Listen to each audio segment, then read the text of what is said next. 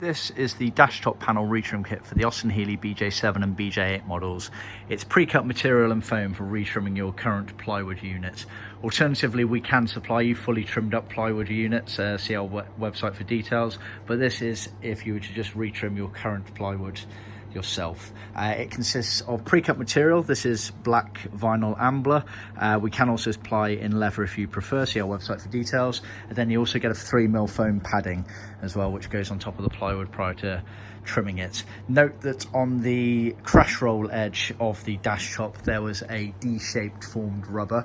That isn't included in this kit, but we can supply it, so let us know.